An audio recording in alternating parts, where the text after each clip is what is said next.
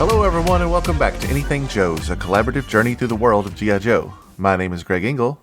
And I'm Jaren Decker. And we'll be your host today. Today on Anything Joe's, we are taking a deviation through time as we look at a story that is applicable to the end of the original 13 era in the comic book.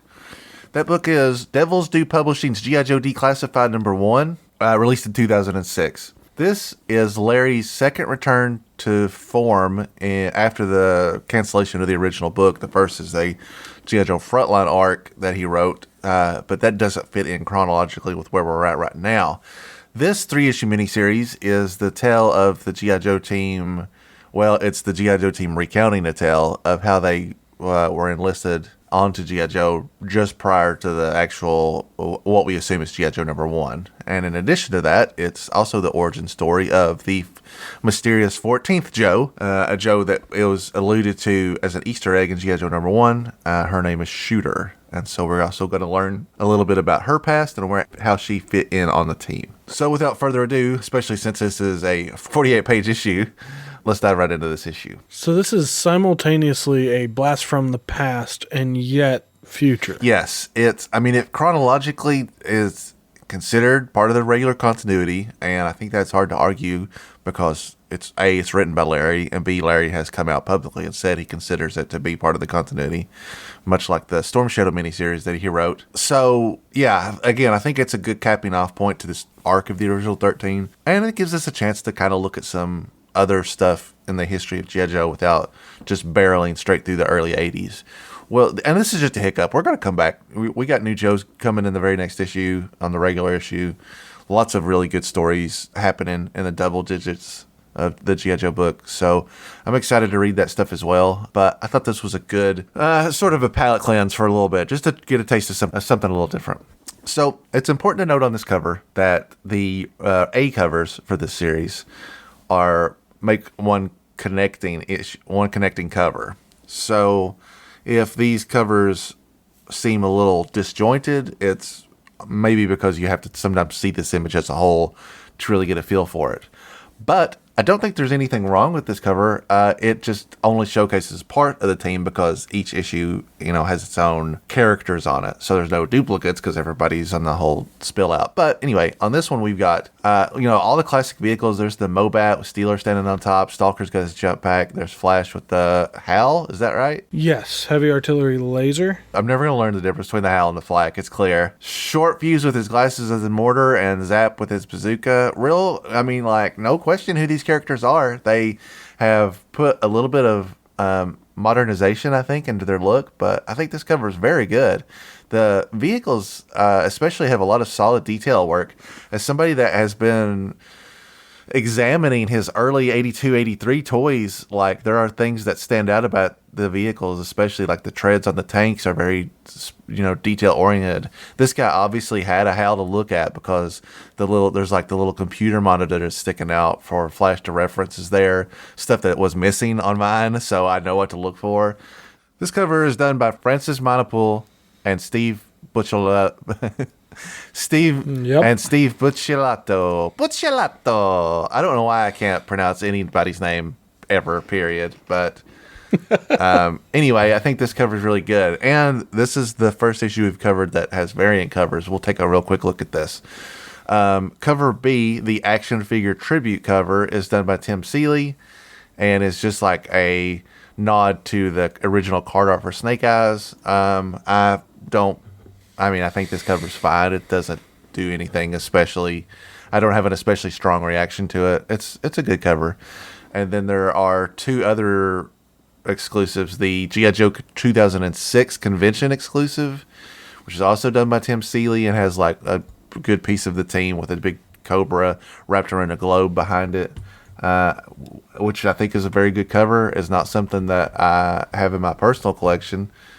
But I think it looks real yet. I do think that looks really good. The globe with the cobra around it's kind of an iconic image, and all the line work on all the characters on the front is also very good. And then there's a YoJoe.com exclusive cover, and it's kind of what's the name of that tribute where they're raising the flag? Iwo Jima? Yeah. This image kind of is a callback to that. Oh, also is a kind of a shout to the first page of G.I. Joe #1 because they're doing something similar there.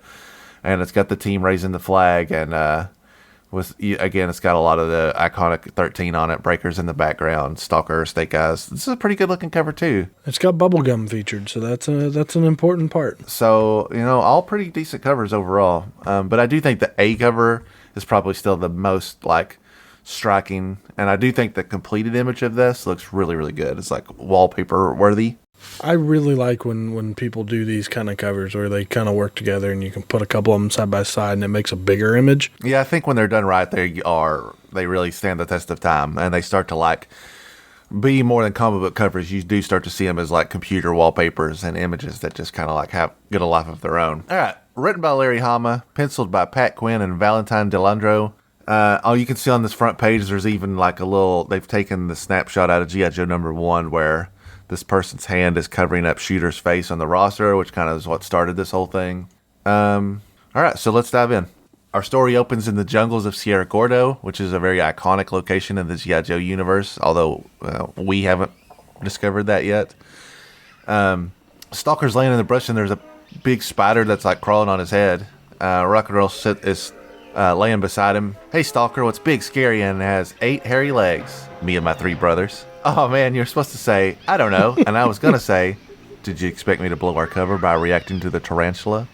Pans out a little bit, and you can see Rock and Roll checking him out, and the big spider still is on Stalker's beret. Besides, the spider is harmless. Not like that boa constrictor getting up close and personal with your leg. Big snake wrapped around Rock and Roll's leg as we pan out even further. Pans out a little bit further, and we see that they're not alone. Zap and Grunt are also kind of laying on their backs, kind of cleaning their weapons, and maybe even get a little bite to eat. However you do it, Rock and Roll, do it nice and quiet. Zap is right. We don't want the Sierra Gordo Liberation Front to pick up on the fact that we've been watching them for a week. We sure don't want those SGLF gunmen coming up here to rain on our parade. So, another pullback, and you can see that the 4 of them are kind of hidden in the brush, and they're looking down on some hostile group. They've got dudes digging ditches. They're guarding, basically making them do their work. We're just lucky the wind hasn't shifted and let them catch a whiff of our week's worth of funkiness. Rock and Roll starts to kind of slide the snake off, or he's trying to maneuver away from him. There aren't many of those SGLF goons. We could pick them off and free those prisoners in 5 seconds. Our orders are not to interfere. We observe and report. Period. Yeah, right. Meanwhile, the local elected government digs trenches. Whoa, they're getting a radio message. It's got them jumping. Just cut down to the SGLF where they have a message on the radio. Those goons are a death squad. Roger that, Grunt. They just got the trigger order.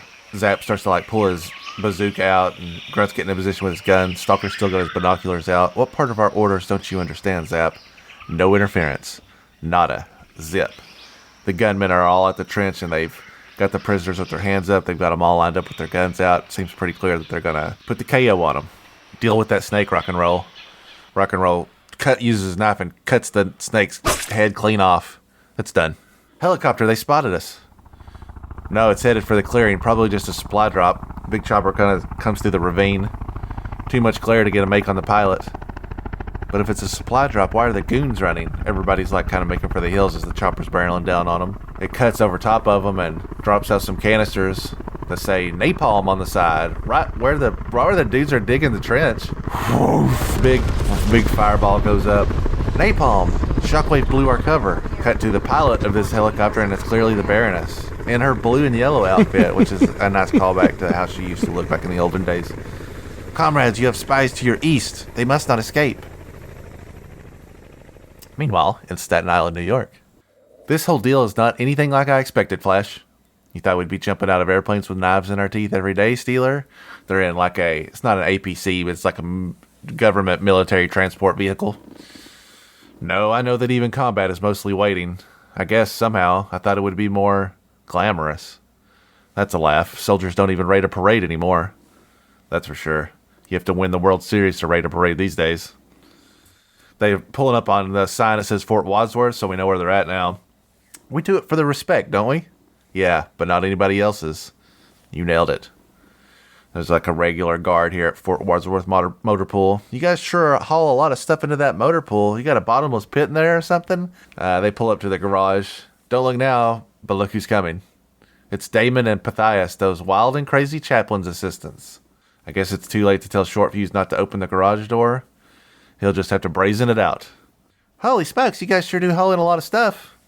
Where the heck do you put it all? Shortfuse opens the garage door as the van is rolling in, and he stops these two motor pool chaplain's assistants in their tracks. You really don't want to come in here. You'll get all greasy. We don't mind. We just want to see... Huh? It's empty. Where does all that stuff you haul in go to? Sergeant Jody Craig walks in and interrupts them. This is our first look at Shooter in the flesh, so to speak. She's in her military outfit. She's all decked out. Haven't you two got missiles to stack? Or cruits to polish? We'll get on it right away, Sergeant Craig. And don't let me catch you bothering the motor pool personnel again. Carry on, soldier. We intend to, Sergeant. That Sergeant First Class Craig is a cadre non-commissioned officer at the Chaplain's Assistant School. Some piece of work, huh? Did you see those rows of ribbons? She's got a Purple Heart, a Bronze Star, and the Air Medal.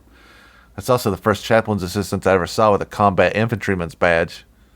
What interested me the most was what was hanging underneath all those things. That was way crude, man. Brief pause as Shortfuse is lost in thought. No, not that. I mean, she was wearing an expert rifleman's badge. Those ribbons are more impressive, and you only get a CIB for being under enemy fire. Still, you have to be a pretty good shot to rate expert. From off panel, where have you jokers been? We got a situation going down. How bad is it, Grand Slam? Grand Slam's on the big computer panel here in the base. The recon mission down in Sierra Gordo just called in. Stalker says the mission got blown and they're being chased through the jungle. Back to Sierra Gordo. Looks like Stalker's team is on the move as they have picked up their gear and they're running through the jungle. We should have picked off those goons before they wasted the prisoners.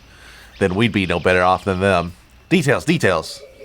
Hold up. Rock and roll and grunt, front and rear security. Zap. Booby trap our rucksacks with all the C4 we have while I cut down the fuse on this grenade to less than a 1 second length. Pretty standard Larry Hama action words here. Booby trapping the rucksacks, which is like their backpacks with C4, and then cutting down the length on the grenade so it blows up earlier. It's pretty standard. What do they call it in Call of Duty? Like cooking the grenade. Yeah. That's like minute rice, but way less than minute. I get it. We put the grenade under the ruck with the pin pulled. When they move the ruck, the spoon flies off, and boom. You think they'll fall for it? It'll work if I sweeten the pot.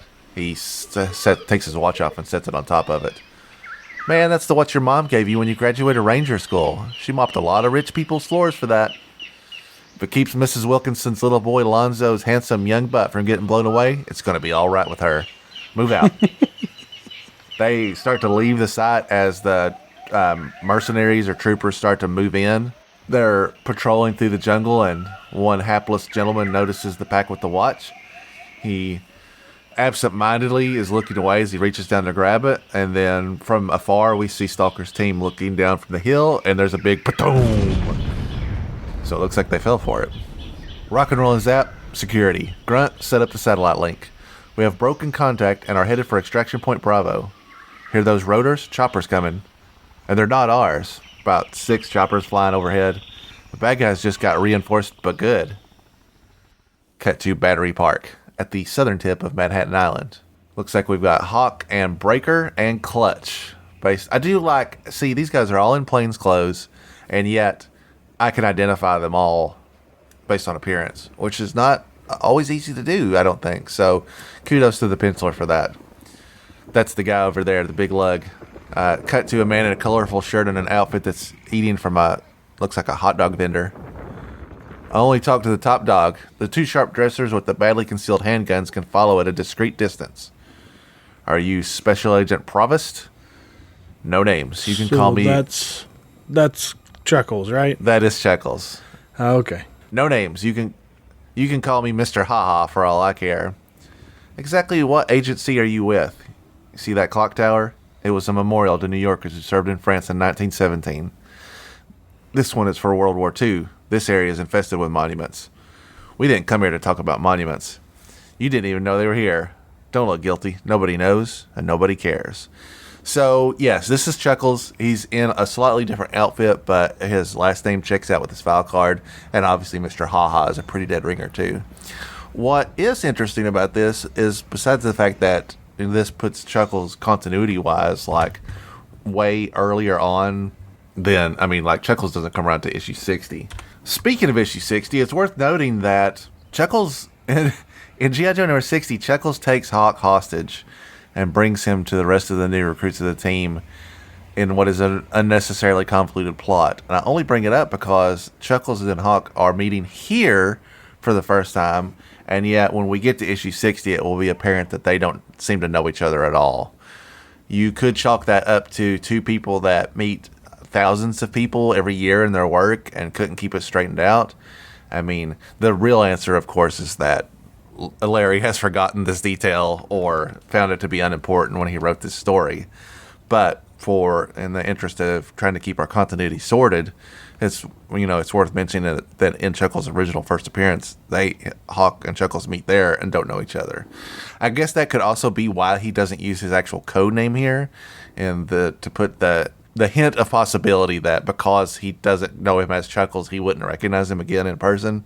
I don't know if that flies, but I'm just gonna throw some no prizes out into the wild and see if anybody catches them and reels them in. Do you think anybody's going to care about your little band of brothers, your new American heroes? Chuckles goes into his inside pocket in his jacket and immediately pull their guns out on him. Freeze, dirtbag! Whatever comes out from under that jacket better not be weapon-like in any way. Chuckles produces a small manila envelope. You losers won't even rate a parade. He opens it up and there's a blurry picture inside. What's this supposed to mean? You tell me. It came in from Sierra Gordo. Cut to a small distance away, we see the Staten Island ferry. It looks like it's just getting ready to leave port. Two people also ordering hot dogs. 2 Franks with mustard. And 2 black coffees, please. It's Snake Eyes and Scarlet. Snake Eyes, of course, is in his classic disguise, which we haven't seen a whole lot of at this point, but it is common for Snake Eyes to wear a sort of synthetic skin mask over his horribly burned face that we haven't seen but are now well aware of, and so that enables him to kind of be out in public and not look like a crazy ninja man and still go out and eat 2 hot dogs. And that's what's happening and here is that Scarlet has got a jacket on, but you can actually see that she's wearing her outfit underneath, which I think is a pretty nice little nod, as opposed to when superheroes are like, oh, there's a crime, I gotta go change. It's nice that they are laying the groundwork that when the action gets thick, she already basically has her outfit. Snake Eyes, on the other hand, probably has his outfit on as well. He just puts his mask on over top of his fake face. Anything else, miss? Oh, is our PX discount card from Fort Wadsworth valid on the ferry? I'm afraid not. Oh, this is unbelievable. It's bad enough the defense budget sucks us taxpayers dry financing what is basically welfare for the unemployable. But the fact that the sponges want even more is hard to take. You have a right to your opinion, sir. Soldiers died for those rights. Did I ask them to? Did I? And what did you two ever do, huh? Shuffle papers, salute the flag, and march around a little? I bet you never... Suddenly he catches Snake Eyes' glaze from behind his glasses. Never... Hey, what's wrong with your face? Pretty rude. Yeah, that's not nice to say to someone. You don't know his story. All right. Back to Fort Wadsworth. Sorry to cut ahead of the line, guys, but we really need to get some chow to go. Sorry, don't cut it, troop. Yeah, this isn't Mickey D's, you know? Look, our commanding officer is off base, and we've been trying to contact him, but his radio is off, and he's not answering his phone. Not good enough. Back to the end of the line. So these guys are cutting in the cafeteria, basically, to get food as quickly as possible. We all missed lunch, and now at least 2 of us have to stay in the pit in case Hawk calls in. Pit? What's the pit? So a lot of declassified information being bandied about in front of the old chaplain's assistants. It's what we call a section of the motor pool. Listen, why don't you just butt out and let us grab some chow, huh? You motor pool creeps think you can push us around just because we're chaplain's assistants? You want another shingle on that SOS or not? I think you're forgetting that we answer to a higher authority. Render unto Caesar the things which are Caesar's. That's New Testament. In the Talmud it is written, who is a hero?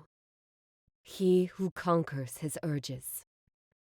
Your urge to rectify what seems to be injustice is simply wasting time. Let the grease monkeys get back to their jobs and be done with it. So Shooter once again defuses the situation in a pretty calm and calculating way. The Joes are leaving the cafeteria. That Sergeant Craig is okay. I sure hope Short Fuse and Grand Slam got through to Hawk. He needs a heads up on the Sierra Gordo situation ASAP. At the Pentagon, in a top-secret sub-basement. Has that recon mission in Sierra Gordo turned up any intel on those paramilitary wackos in the blue suits and masks? Isn't your Colonel Abernathy staying on top of the situation? His codename is Hawk, General Austin, and he's currently dealing with a delicate interagency exchange of intel. We need a backstop. I don't want anything going wrong. This outfit is brand new, and I don't want any of those secret cabals of generals to interfere. What cabals, sir? He is, of course, mentioning the jugglers, which are the generals that make all the big decisions and are kind of crooked to the max. Forget I mentioned it, Flag. I'll get the backup operational, sir. So we're here in this sub-basement. We've got General Ironbutt Austin and General Abernathy and some other guy working the computer. It looks like they're talking about, they're talking about the introduction of Cobra with the paramilitary wackos in blue suits and masks. And we're also seeing them talk about the formation of the Joe team. Back to Sierra Gordo.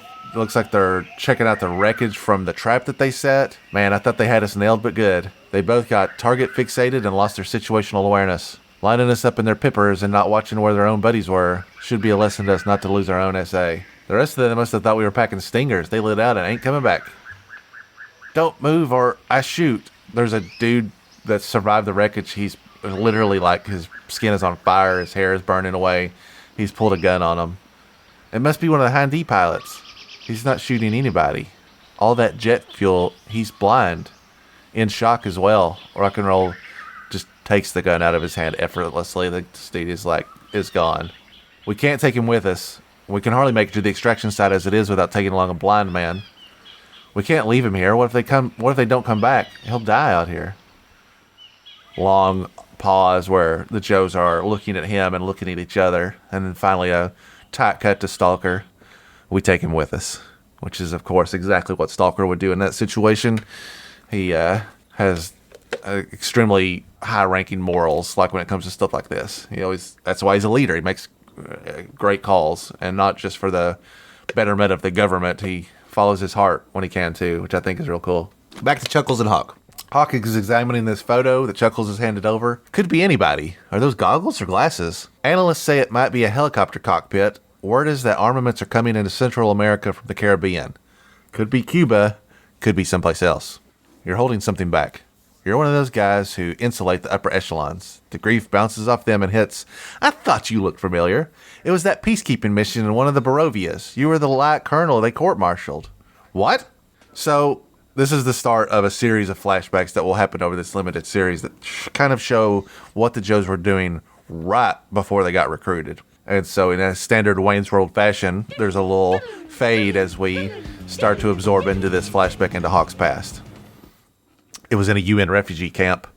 The lower Borovians were being ethnically cleansed by the upper Borovians, and the survivors were stockpiled in tent cities. This is a lot heavier than the issues we came from. It's a lot heavier. It's like the terminology, between what we've been reading and where we are now, has advanced so much. It's literally just like at a certain age, Larry was like, I am truly going to write to adults, basically, is how it feels to me. I mean, this is a 20-year time difference, right? Yeah. So, yeah, it's interesting to see how Larry's writing has advanced, where he has, over time, let the reins loose to a degree where he writes at an adult level. And, I mean, in fairness, the early issues also were written pretty advanced for a children's toy. We've talked about before that, Larry has certain terminologies that pop up time and time again. And, that was advanced for me as a child.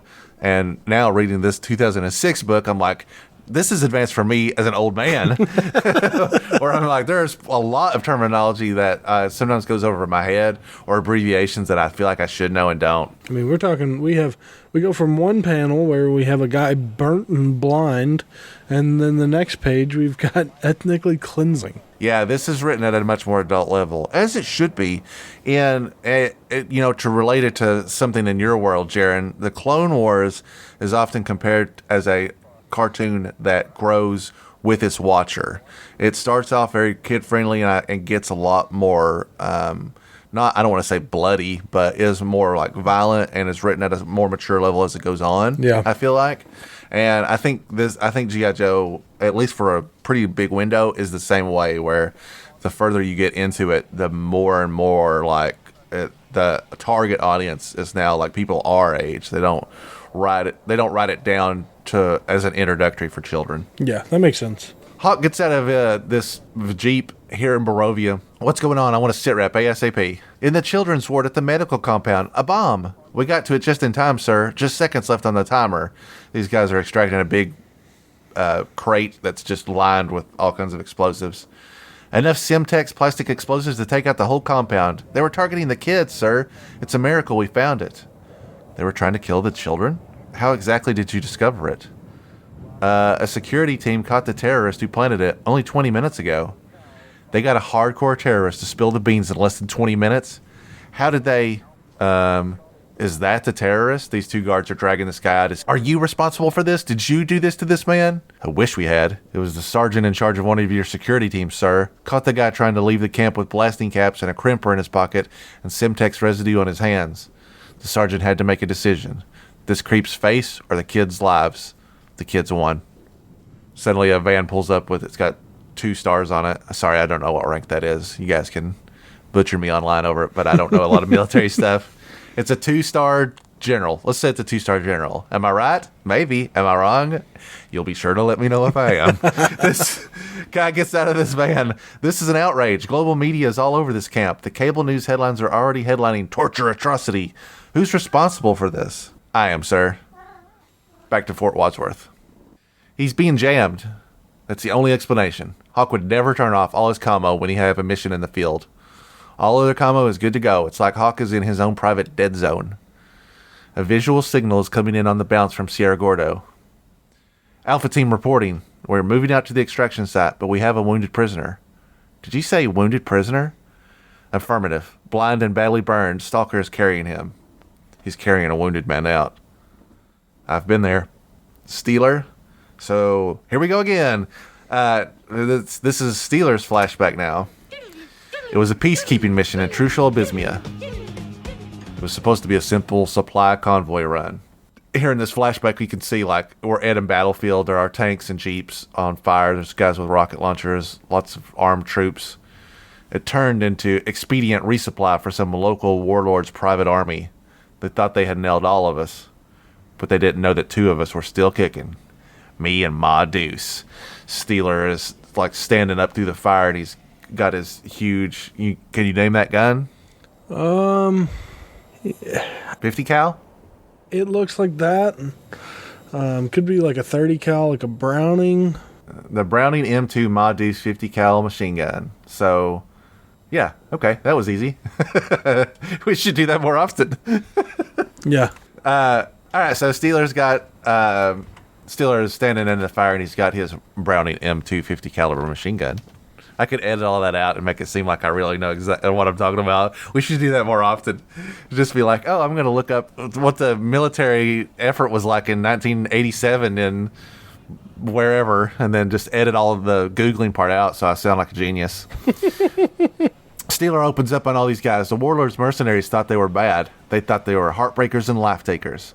They just didn't know that nothing kicks butt and takes names like a big old Browning 50 caliber M2. Absolutely nothing. So Steeler just mowed all these guys down on his own. I managed to get my gunner out. Pulls this guy out of the tank. Jamal and Sean, are they both dead? So are all the radios from the look of it. There's a French paratroop compound 10 clicks down the road. They'll see the smoke. Sandstorm coming up. The French won't see anything. Puts this guy all over his shoulder. We got to hoof it. Starts walking out kind of like through the fire.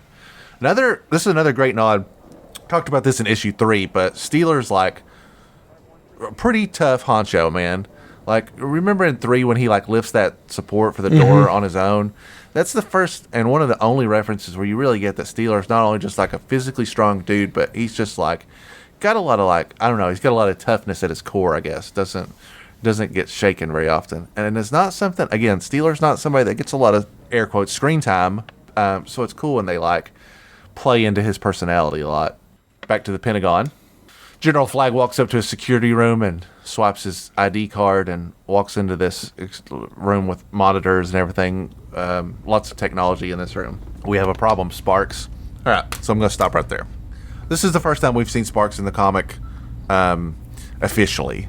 Sparks, they had integrated Sparks into the Devil's Due run at the relaunch, but the Devil's Due run is a bit of an amalgamation of everything up to that point.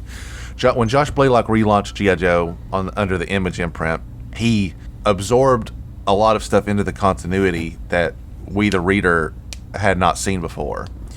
And Sparks is one of those things that carried over, which doesn't especially carry a lot of weight in hindsight, except now, here it is in a Larry Hama story that he has publicly said is based in continuity. Sparks is a character that was created for the cartoon and was like their comms expert, and has only had one figure. It was a convention exclusive figure in the Tanks for the Memory set, and it's not a great figure. It's an okay figure, but it's nothing special, and I don't feel like it captures his likeness very well, and is an expensive figure because it's part of the convention set.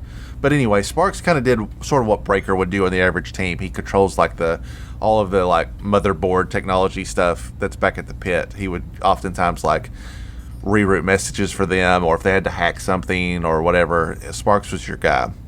And again, I only bring it up because in this book we are integrating the cartoon character Sparks into the A Real American Hero continuity, which I again, even though he doesn't show up anywhere else ever again, to my knowledge, in the A Real American Hero continuity, I mean, it's worth noting that here in this book, you know, he's considered to be officially part of the team formation, even though I don't know why they keep him locked up in this room, or what happens to him after this. Which one? Sierra Gordo, Special Agent Provost, or Steeler pushing his weight around with the chaplain's assistants? You were the one who insisted I add him to the team. All he ever did was carry a dead man out of the desert. Quiet beat where Sparks stares back at him. Again, hard for me to stop talking about this, but crazy to think that the origin of the G.I. Joe team forms around Sparks, suggesting who would be in the original 13. It's kind of mind-blowing to me. Back to Sierra Gordo as our team continues their extraction. We got to take 5. Stalker can't keep up this pace. Negative. We have to make it to the extraction point on time. This is nuts. The mission comes first. We can't be responsible for this prisoner. I'm senior here. I'm in charge. I'm responsible. Let's move out. I guess you're the man, Stalker. That's right. Lighten up, hombre. The Stalker man has some old luggage to sort out. Don't take it all on yourself, man. Let me spell you on carrying the dude for a while. This is a load I have to carry myself. You gotta lighten up, hombre. Back to Battery Park with Hawk and Chuckles. Breaker and Clutch are getting ready to throw down. You can't talk to the Colonel like that. Just how high does your clearance go, Smiley? I was there, kiddies. Still wearing a uniform back then, and running covert security for the big brass. Like the 2-star who was chewing your boy here. Back into Hawk's flashback via Chuckles. You can't take responsibility for this. It will be a public relations disaster. The sergeant takes the fall. The buck stops with him. With all due respect, sir, the real responsibility goes all the way up the chain of command to President of the United States. It only stops where the instinct for self-preservation gets overridden by a sort of moral indignation. What are you insinuating, young Colonel? I'm not insinuating anything, sir. I'm just waiting to see where the buck stops. This is going to the Provost and JAG, Judge Advocate General. I hope they throw the book at you. Chuckles is like, I guess, the guard for this guy at the time. He's like driving the same vehicle, standing outside. The court-martial was top secret. I guess you got acquitted, huh? I can't tell you. It's classified. Clutch, Breaker, we're done here. Back to Sierra Gordo. Choppers flying overhead as night has fallen in the jungle. Choppers, Handy, start shooting flares out into the ground, and all the guys drop to the ground and take cover. How'd they know where to pop illumination on us? We made a major mistake taking the direct route to extraction. They extended a line from our hide through the booby-trapped rucksack, and they got our line of march. We got to move out double time, and we have to take the long way around.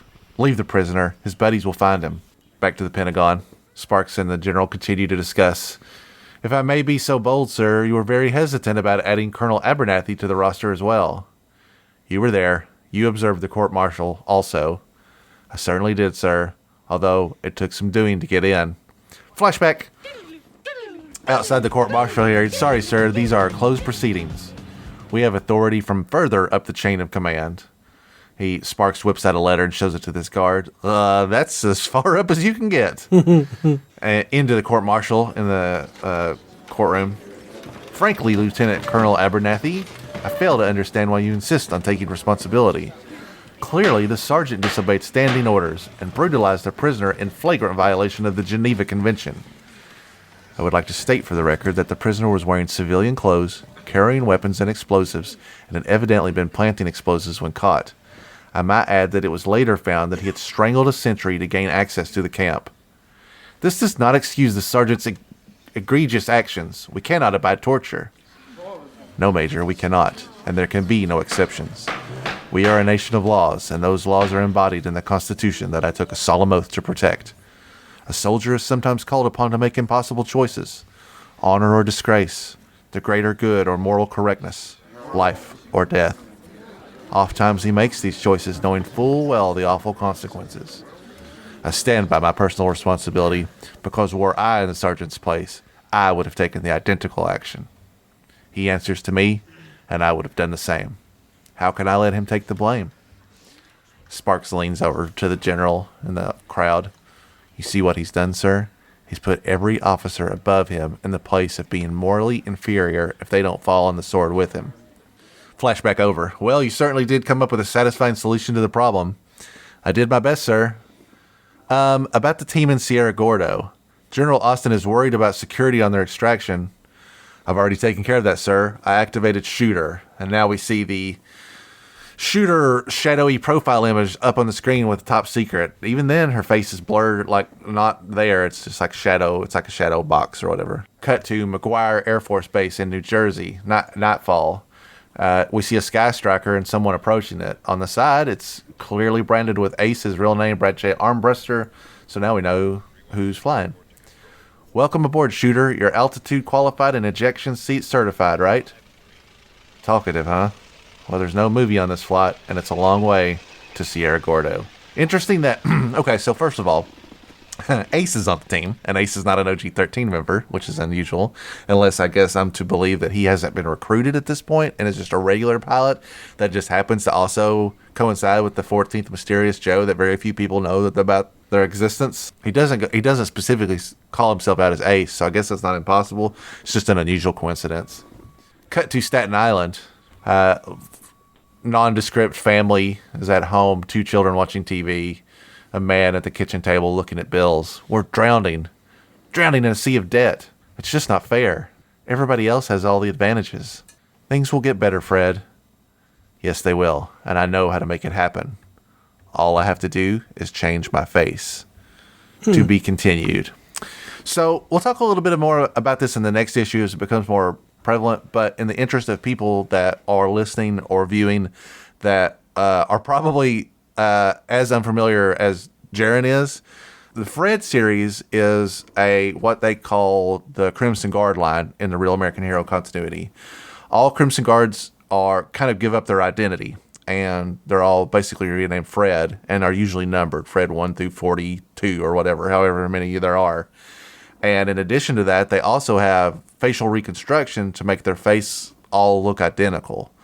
And so what this man, who just conveniently happens to already be named Fred, I guess, is saying is the way to get out of their debt is to join Cobra, and he would become a Crimson Guard and undergo the facial reconstruction. And so that brings us to the end of this episode, or this issue. Jaren, what's your thoughts on... There's kind of a lot to unpack on this, I'm aware, but you have any initial thoughts? I think it's really good because it gives you so much backstory. Really fills in a lot of the information that you're missing, at least for Hawk and Steeler. And it kind of clues in and hints at Stalker's backstory a little bit, like he's got something. And it's just nice to be able to see these characters interacting a little bit more before we move off of them and start getting introduced to new people. Do have mixed feelings about this book overall. And basically what it divides down into is, are these stories that really needed to be told? Or are these stories only being told in the context of who is Shooter and why does she exist? which I think is the bigger picture. And I don't have a clear answer to that. I think the context of what the Joes were going through prior to joining the team is interesting. And when written correctly, it does kind of like drill home the personality traits that make each Joe member unique. Like I was talking about with Stalker being kind of the strong man. But ultimately, the reason that we're talking about this story, the thing that interests me the most is Shooter. And unfortunately, Shooter is not really prominently featured in this issue much at all, except in the few interactions that she has at the Fort Wadsworth base when she's in her like regular military attire. So I'm interested in reading the rest of this series and seeing more.